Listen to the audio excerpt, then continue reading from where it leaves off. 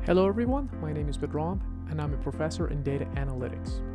Welcome to another episode of Deep Learning. Alright, let's start the Python section for our module number 6, Deep Sequence Modeling. So we're going to do the Python section in two parts. One, we're going to cover RNN LSTM applied to time series data, basically predicting temperature forecasting for the next 24 hours. And then in the second Python video, we're going to talk about the NLP. Okay, so the goal in this one is to replicate what we covered in the theory lectures. And basically this is a data set. Maybe we want to do temperature forecasting and using the past 5 days specifically to make a prediction for the next 24 hours. So for example, basically in the next 24 hours, right? So for example, today, at 9 a.m., the temperature is 25 Celsius. You want to see what is the temperature tomorrow, 24 hours at 9 a.m. So that's the goal. We have 14 different features, and then the target variable is temperature. And this is the data. The data goes from 2009 to 2016, and the data has been collected every 10 minutes. So we have 420,000-ish observation, and this is the data in the past 10 days. So let's go ahead and import the data set, pre-process it, and parse it, normalize it, and then basically put it into different batches, and then pass it to our network. So at the end of the day, this is what we're going to get, right? So we're going to work with a bunch of the batches of data and then pass it to the RNN. Okay, let's see how we can do it in Python. So we go to the GitHub folder, the deep learning one, go to the lectures and codes, then go to module 6, Python, this one. By the time you watch this, the NLP should be also updated. All right, so I already have it open, so it is connected to the GPU. Let's go ahead and run this. So TensorFlow version is 2.11. We're going to import NumPy, Pandas, Matplotlib for our visualizations, especially when we want to visualize the epoch versus the performance metric and see how the model is doing through different iterations. Okay, we're going to import the data set. It's a zip file. We're going to unzip it. So let me go ahead and show you the folder. It's a light data set. It should be okay. It should be fast, right? So this is a CSV version. Actually, I went ahead and downloaded it on my local computer. I want to show it to you how it looks like. Okay, so this is the data set. We have 420,000-ish rows, and the first column is pressure.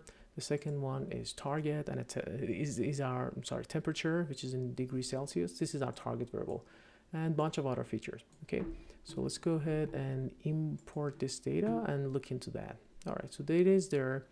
I'm going to go ahead and open this CSV file and read all the lines. So this is where we're going to save them, right? So lines is going to be, basically every single line of the data separated by line separator, obviously. The first index 0, the very first line is going to be our header. So if I do line 0 and split it by comma, this is comma separated, right? CSV file. This is the header. And then anything else is going to be saved in the lines. So basically, if I go back to here, this is going to be my header, and everything else is going to be the lines. All right. So we can go ahead and check out the length of the line, the header, and basically the first line. So if I run this one, it's going to show me that these are the headers, and this is the number of observations, 420,000-ish, and then this is basically observation number 1. For observation number 1, the temperature was -8 Celsius, right? This is the pressure, this is the time date. All right, so now our next job is to just basically parse it. If you want to make sure that we save the temperatures as our target variable as a different separate vector, we call it temperature, and everything else, including the temperature, we call it raw data, okay? So for example, if I look at this first line, if I split it by comma and look at the everything except the date time, so from indexing from 1, so this is how it's going to look like, right? I'm going to use this, put it in a for loop or least comprehension to extract basically the temperatures and all the values. I call it raw data. Okay, so this is what we're doing here.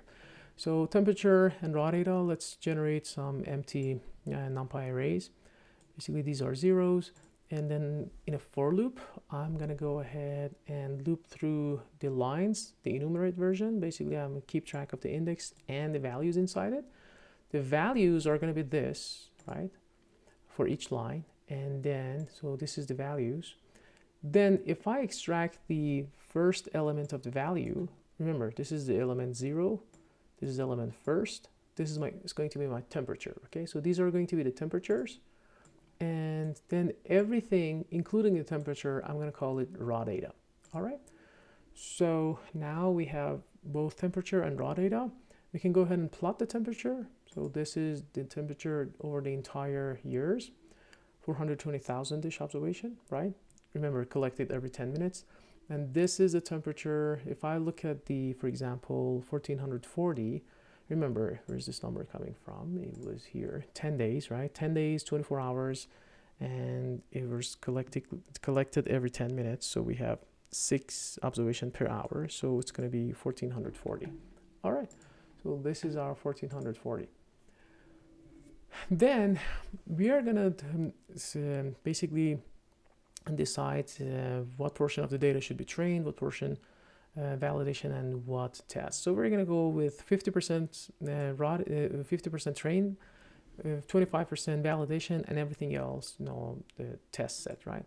So simply, this should be pretty straightforward. I'll leave it up to you to just read through the code. This is pretty straightforward. We're going to end up with 210,000 train sets, 105 validation, and 105 almost test set. Okay, now it's time to prepare the data, right? So we're going to start with normalization, because remember, when you want to pass these things to a neural network, we better have normalized the data. And we are going to do simple standardization, right? So basically, we are going to work with, we are going to normalize the data using a train set, right? Because remember, we don't want to cheat. We don't want to use information from the test set to leak to the train set, or either from validation set to leak to the train set. So we're going to say that from this raw data, make sure you collect the observations in the train set, calculate the average. Okay, this is the average. We're going to demean the data, take the average out.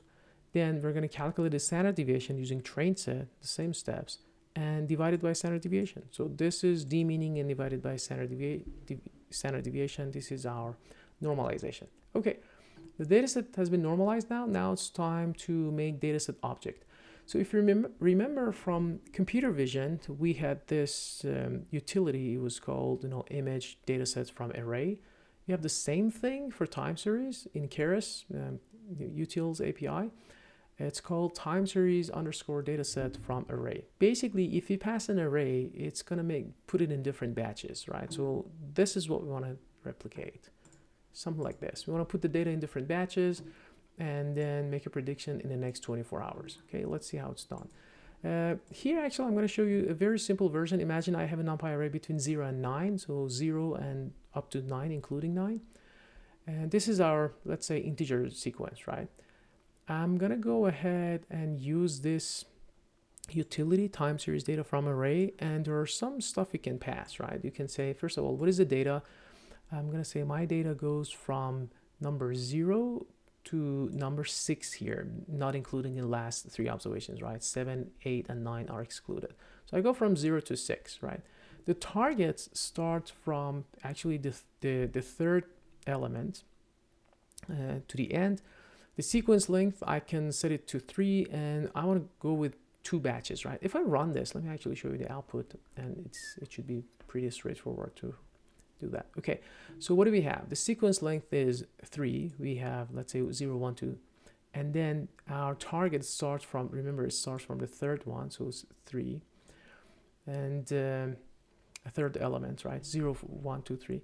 And then let's say this is the next sequence, 1, 2, 3, 4, 2, 3, 4, 5, 3, 4, 5, 6, and etc. Right? And here we're just outputting 1 batch, so we know that in this input there are 2 batches of data because we said batch size is equal to 2. We can actually go ahead and check the size of check the shape of the input and target here. So for example, I can say for inputs and targets in dummy dataset.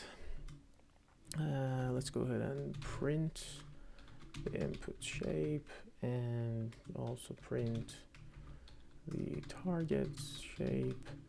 Of course, we need to make sure that we put a break. We don't. Okay.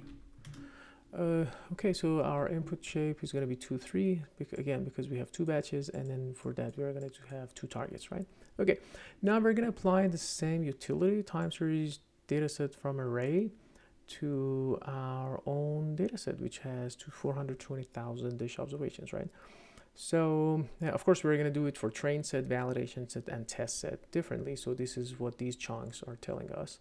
There's nothing special here. Don't let this, sampling rate and this extra stuff distract you. Basically, at the end of the day, we want to do something like this. Give me the past 5 days, 120 observations. Make a prediction for this observation number 144, which is 24 hours after this, after the sequence, right? All right, so however, because in this special dataset, we're collecting information every 10 minutes. So the sampling rate is going to be 6, 6 of 10 minutes in an hour. And then we're going to, the sequence length is going to be 5 days, 120. And this is basically what we used here as number 3, right? So you want to make sure that you go all the way to the point that this is raw data, and then from that specific point, make the you just collect the target variables, right? So this delay is going to be equal to your sampling rate multiply sequence length plus, so this is where the next 24 hours is coming in place, right? Plus 24 and minus 1 because we have to bring back index 1. So then this basically, usually you do something like this if you want to do 24 hours from the end of the training, right? If it was 12 hours, we do 12, and we don't do this one again here just for the sake of argument, because this example was the sampling rate was 6. We had to just multiply this to make sure that the indexing is correct. Again, don't worry about it if it doesn't click, but just be aware there's nothing special here. Okay, so we're going to put them in 256 different batches.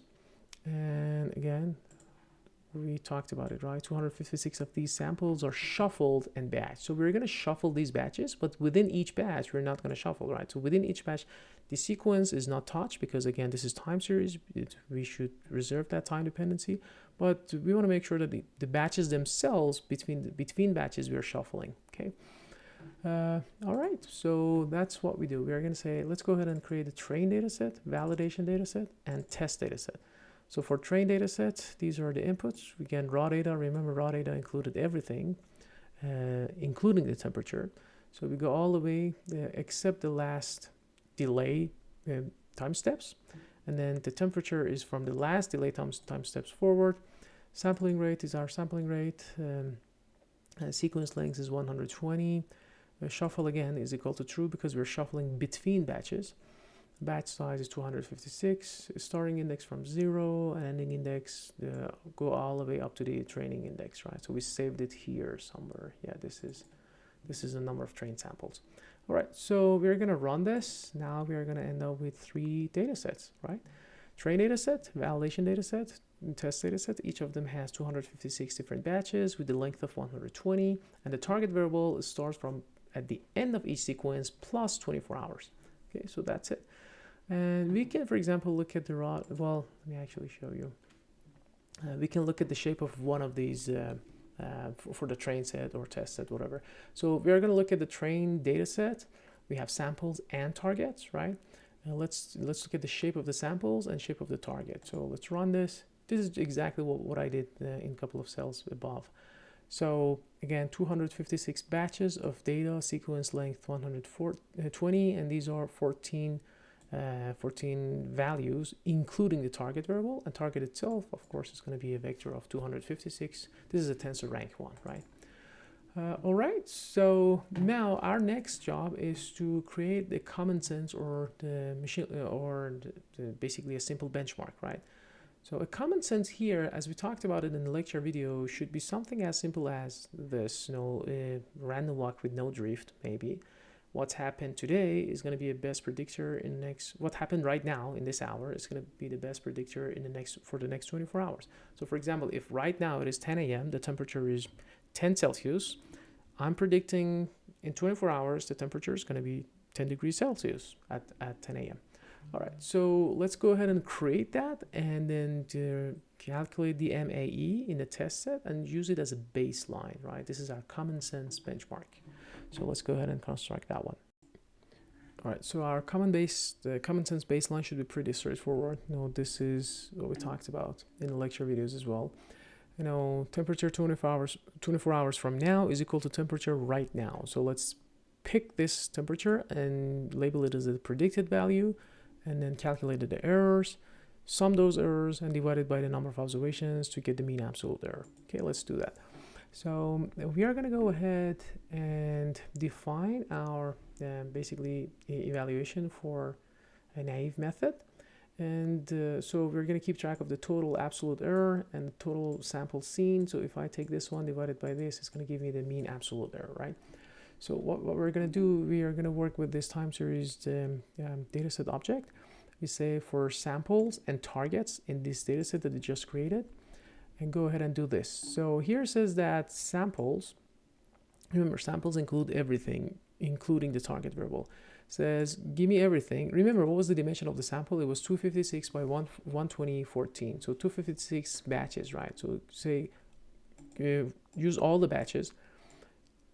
Keep the last observation. See the last observation in this sequence of length 120. This is, let's say, the temperature today, right now, and we're going to use it as a prediction, right?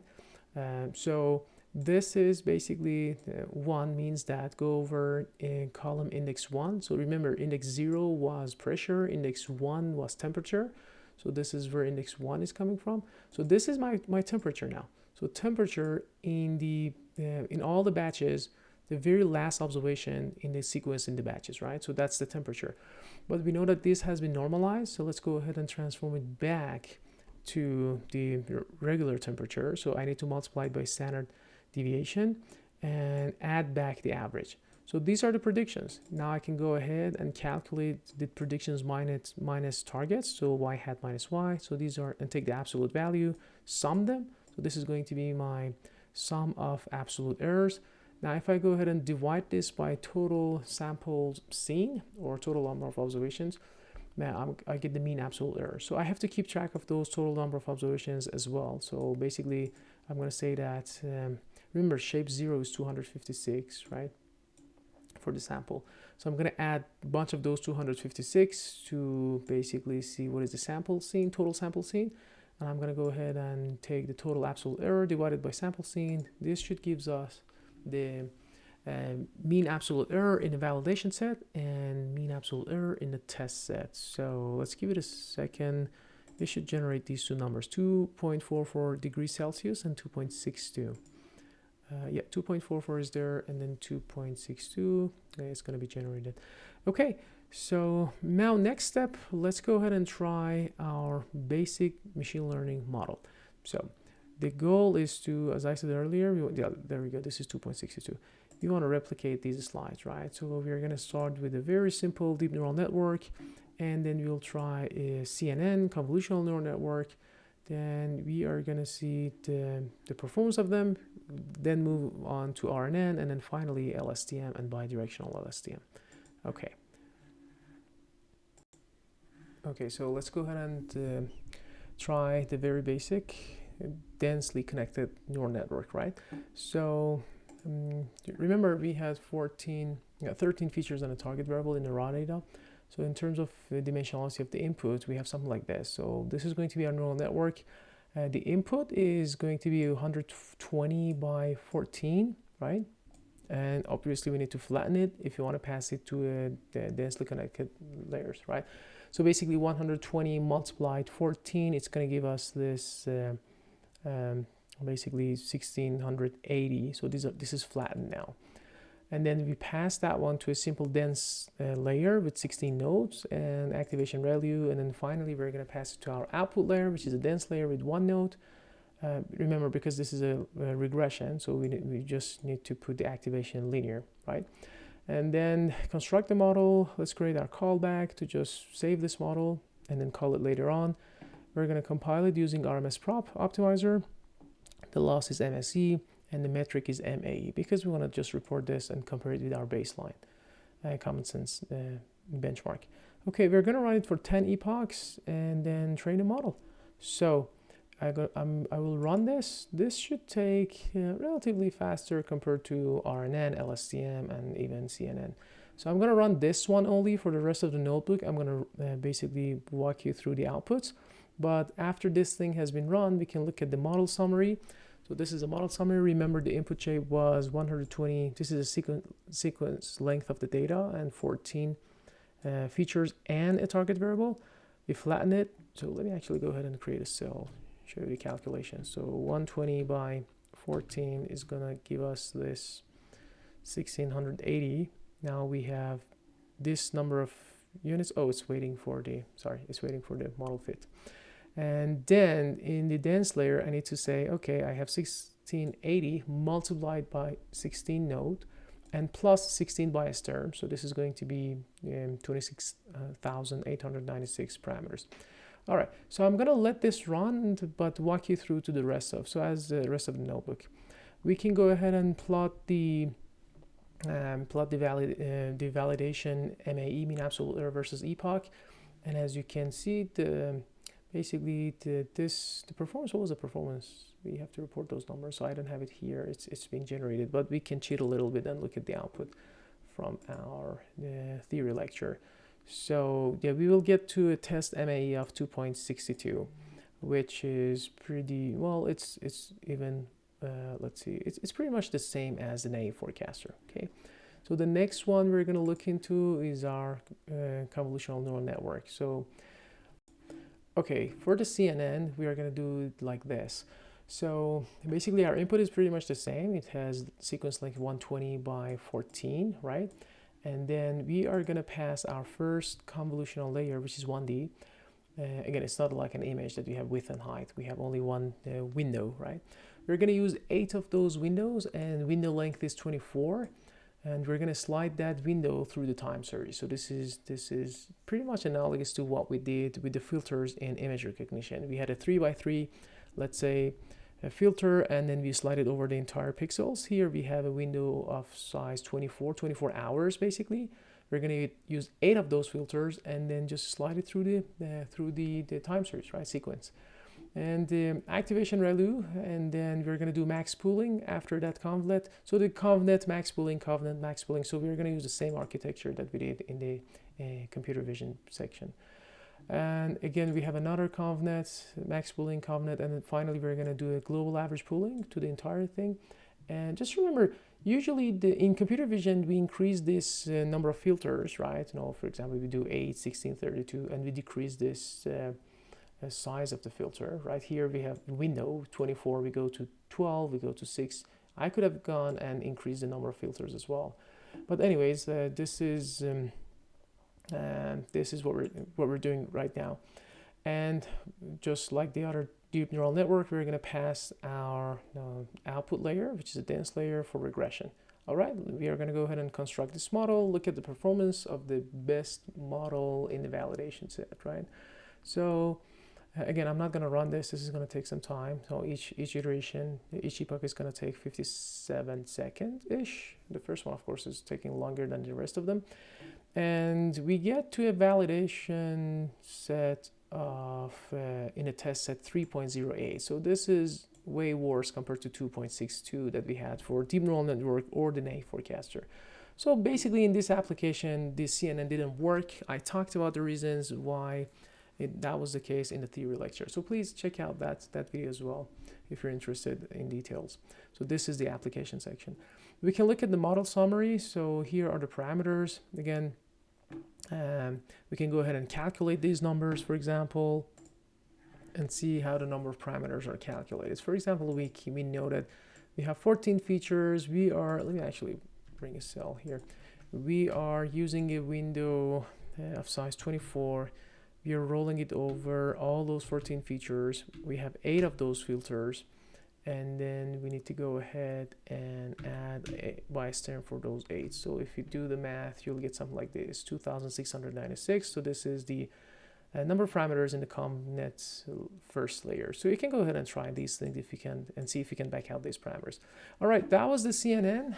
So we did the CNN, we did the naive forecaster, and we did the simply dense connected layer, densely connected layers. Now it's time to construct our first recurrent baseline. So we're going to do a simple LSTM based model. So the RNN and LSTM is pretty straightforward in terms of application in TensorFlow. Let me actually go ahead and close this one. So the input layer is pretty much the same, sequence 120 by 14. Now we're going to construct our LSTM recurrent layer.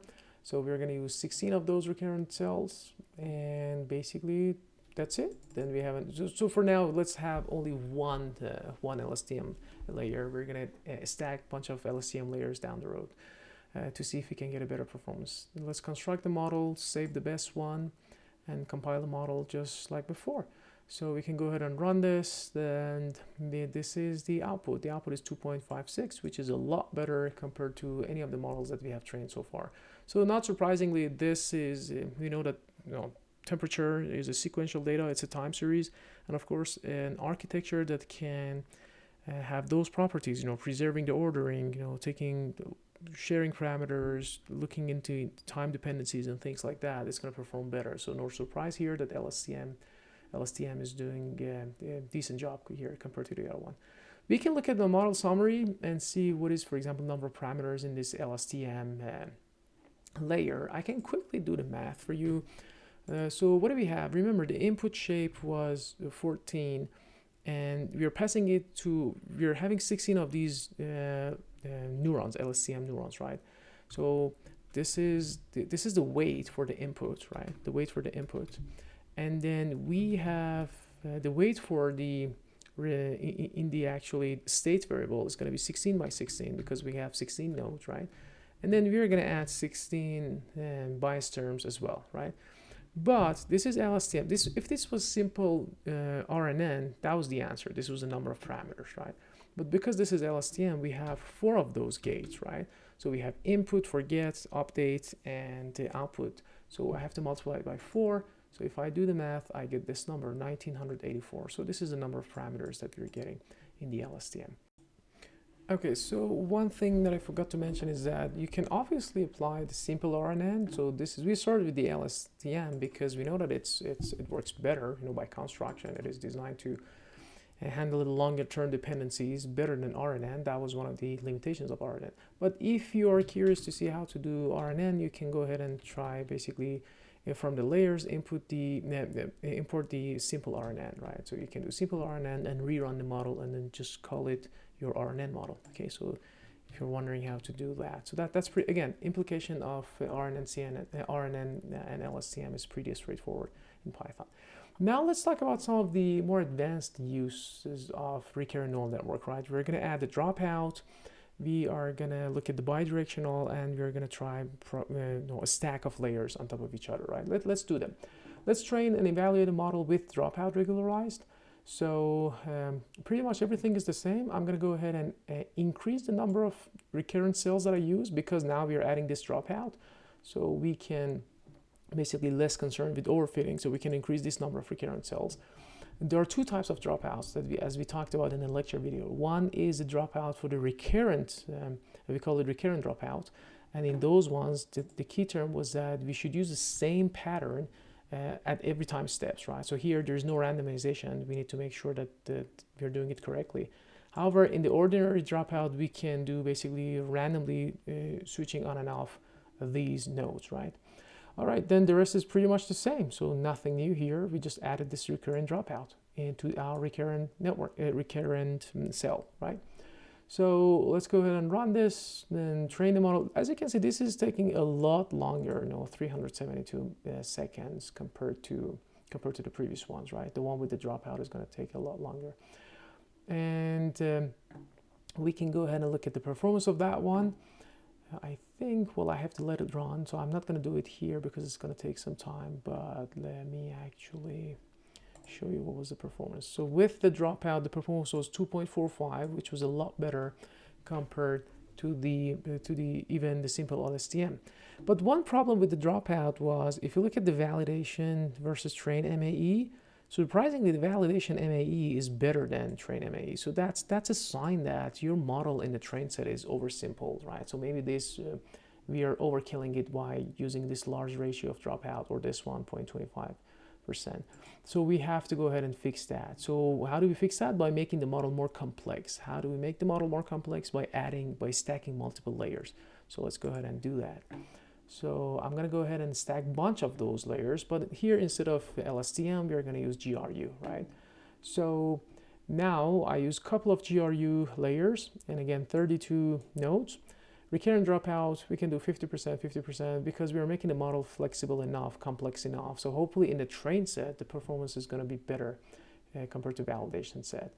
And that's pretty much the case. So we're going to rerun this thing and see how it's performed. Again, I have to, you can go ahead and try these things on your own, but because here, just for the sake of visualization, I use this slides from the lecture video, because each of them is going to take, look at that, 670 seconds, right? So if you stack layers with basically the bunch of GRU layers, we get to something like this, right? So obviously we get to a point that the train MAE, of course, is better than validation. The train at this point, the model is flexible enough, it's better than validation. And overall, we're doing an okay job, except for the fact that right off the bat, this thing is overfitting, right? So we have to fight that overfitting as well. Yeah, that was the model with stacking recurrent layers. And then finally, we are going to look at bidirectional ones, right? So in the theory lecture, we talked about the bidirectional RNN. We basically discussed that we're gonna pass the data basically chronologically and anti-chronologically, and the hope is to capture some patterns, some representation that might be overlooked by unidirectional RNN. So that's what we did in the theory lecture. In terms of application, again, it's super easy. We don't touch anything in the model, just we are playing around with the layers in between. Now instead of basically LSTM, we are applying bidirectional to a bunch of LSTM recurrent networks and recurrent cells, right? So that's it. We can stack a bunch of these things if you want, but here just for an example, we're doing it the simpler version. This is a simple bidirectional LSTM, which happens to be the state-of-the-art model for a couple of years at least. You know, especially when it comes to text analysis. Yeah, we can run this model and we can look at the outputs. It seems that the test MAE is 2.76, which is not an improvement on our previous models, which was stacking GRUs, which was 2.39. And we talked about it in the lecture video as well, why this didn't work for our time series data, because in the time series data, in the temperature, we don't need to look into anti-chronologically sequence in the data, right? So that doesn't make any sense. However, for text analysis, these bidirectional RNNs are gonna perform better compared to unidirectional RNNs. All right, that was pretty much it. So I tried to keep this Python video short. I assume that you have watched the lecture videos first. No, you have to watch them together. Otherwise, it seems that it was kind of fast. Okay, so one very last thing that I wanted to say is that, for example, how you can replicate these things, right? These epochs versus train and validation MAE. Once your model has been trained, imagine you're doing this one. You're doing bidirectional LSTM. Once the model has been trained, you can go ahead and look at the model look at the history. And in that history, you can get access to the MAEs, and of course, you can plot it then. So basically, you have to just use these things that we did at the beginning, right? So here, so you can go ahead and create your loss object. No, this is your MAE, validation loss. This is val MAE. So these are what has been already saved in the model history. And then you can go ahead and do these plots. So we have done these things a lot before, so that's why I just wanted to abstract from these things again one more time and keep this video short. Okay. So just maybe one last comment that I wanted to make is that when you're stacking a bunch of layers, you have to make sure that each layer is outputting the entire thing, right? So the return sequence is equal to true. So if I have another, I don't know, GRU or LSTM after this, I have to return sequence is equal to true. Okay, so hopefully you enjoyed this one. Until the next one, take care.